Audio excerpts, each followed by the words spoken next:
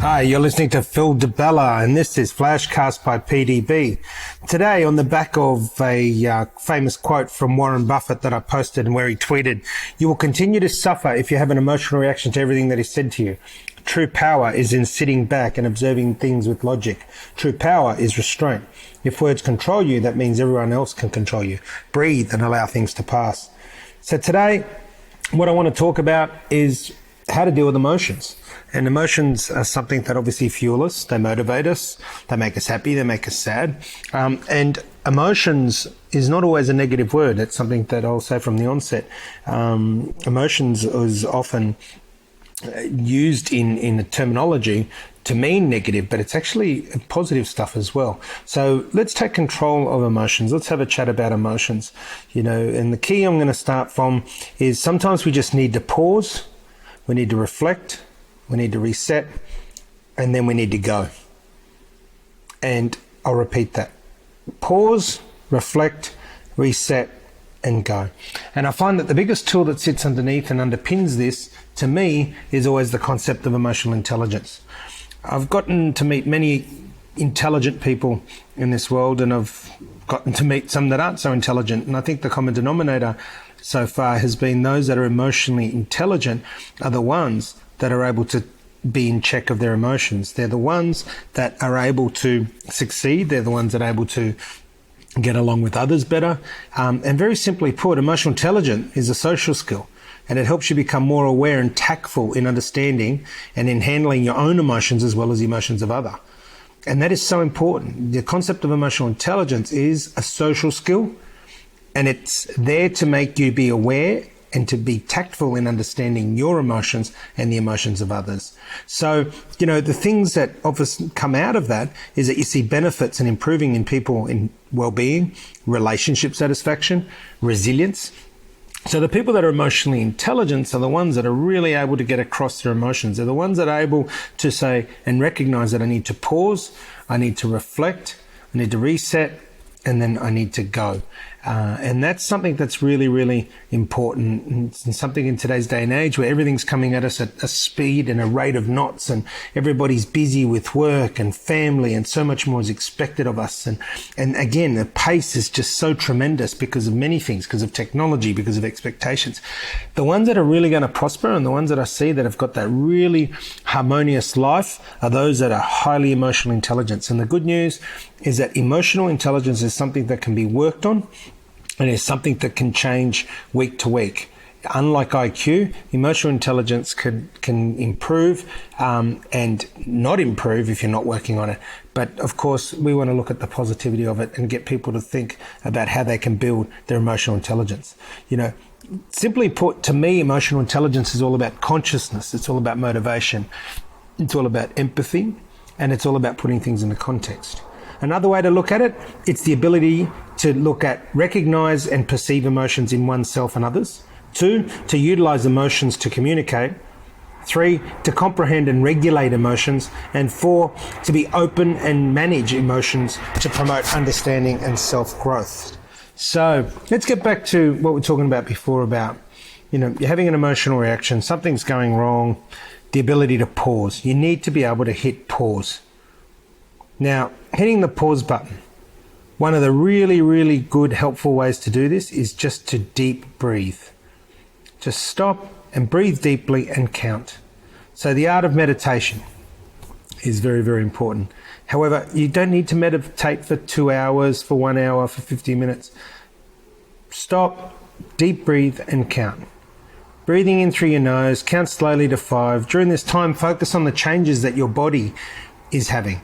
Understand what's happening inside. Your lungs are expanding, your shoulders broaden. Make sure that you hold that breath and then exhale. Hitting the pause button allows you to become mindful. To relax. By hitting pause, you're able to stabilize the emotion. So that if the emotion is anger, by stopping, breathing, counting to 5 and pausing, you stabilize. The next thing we talk about is reflecting.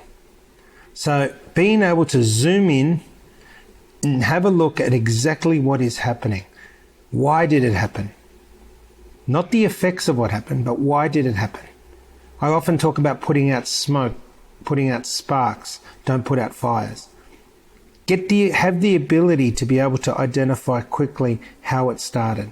So reflect, look back. Why did the problem occur? What is it that's actually making me angry? And you can only do that once you've actually paused, because the moment you pause, it then puts you in the right frame of mind. It makes you mindful to be able to then go into reflection mode. And you go back and you reflect. Why did this happen? How can I stop it from happening next time? How will I know quickly that this is going to end up this way? From my perspective and my experience, emotional mastery will not be accomplished on mute. You need to make sure that you really listen to what's going on. You need to listen to your inner voice, you need to listen to your inner feelings, and you need to be aware of what's going on around you. I always say to people, try not to do business emotionally or egotistically. And they are two very hard things. And take it from somebody of Sicilian descent, where I was brought up with emotions and ego and all the rest of it. And the one thing that I've always tried to do in business, especially whilst I built DeBella Coffee, was to make sure that when I was dealing with people, that I kept the ego and the emotion as far away as possible. And that the only emotion that I used to drive the business was that of positivity, was that of inspiration, excitement. I was channeling the right emotions in myself to be able to deliver the right emotions in others. Emotional mastery is the key to success, and the people that are successful are those that are able to master the concept of emotional intelligence. Emotional intelligence is something that people hear a lot about. They understand the terminology. It's become a bit of a buzzword like entrepreneurs and all the rest of it. However, it's something that I encourage people to do a lot more work around. Daniel Coleman has written some great stuff around emotional intelligence. But again, it is something that really is the heart. To me, it really is the glue of what sticks everything together.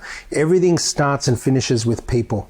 And you'll hear me say that throughout the FlashCast. We are constantly in the people business. No matter what product, no matter what service we offer, we're in the business of people. If we cannot master the concept of people, we will never master success. We will never understand, we will never experience success. So the concept of emotional mastery is that we need to explore and constantly work on. The concept of emotional intelligence is something that we should always be working on to become better tomorrow than what we are today. And that should be our benchmark. Our benchmark should be better tomorrow than what we are today. Ladies and gentlemen, I tell you now that the DeBella business could never have become what it had become if we hadn't built emotionally intelligent people within the business. I often say to my people, you can go out and sell a product, but when you're selling a product, you're no different to anybody else. When you're going out and trying to sell a product on the best deal or the best price or the best commercial offer, you're no different to everybody else. But when you go out and you sell it with a high level of emotional intelligence, when you're able to put things into context, to be conscious, to understand what somebody else's motivation is, and to be empathetic to their needs, then that takes you to the next level of being able to deal with people. Now, it's not just in the professional world that matters. It matters to us personally, and it matters to us in family. The one thing that I've learned over the years is that the concept of emotional intelligence, the concept of being able to deal with my emotions, are so much more important when it comes to oneself and to family, but of course business as well. But it starts with oneself, it flows to family, and then it flows to business. And why in that order? Because without me, there is nothing.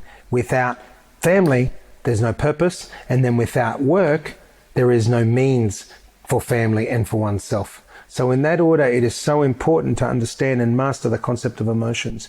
The emotions is the engine room. The way we feel will depict how we act. And we need to make sure that we're constantly in control of the way we act.